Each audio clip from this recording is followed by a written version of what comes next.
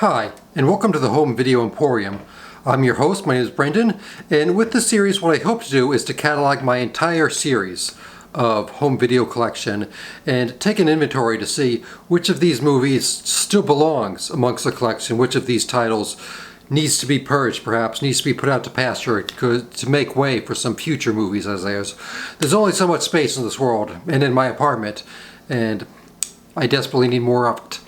So, on today's episode, we're reviewing Paul Thomas Anderson's 2002 hit, Punch Drunk Love.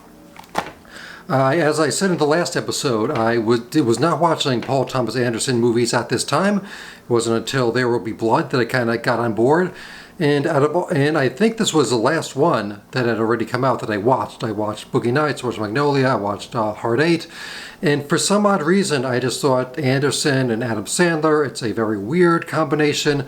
I remember watching the press conference of the Cannes Film Festival promoting this, and they seemed like they had weird chemistry. Anderson was talking about, oh, I love the shape of his head, I love the shape of his nose, I love his eyes, I love how he talked. And it just came across very unusual, and I wasn't really too eager to check it out.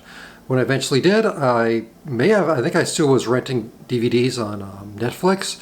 I watched it, I really liked it. It had a very whimsical musical, kind of almost 1940s, 1950s kind of screwball comedy aspect of it, but with a very musical aspect of it. A beautiful score. This is one of the best scores of any Paul Thomas Anderson movie. I like the music, the beautiful colors, the interludes between the chapters. And I saw it, I liked it, and I kind of let it go. And this was one of the ones I picked up the DVD, the Blu-ray here.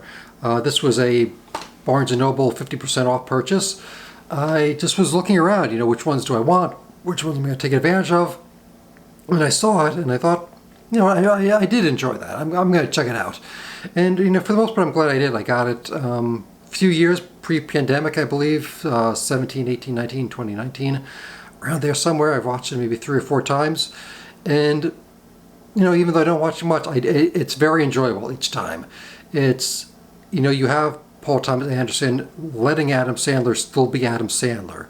He's not trying to do something, trying to get Adam Sandler to be something completely different, like in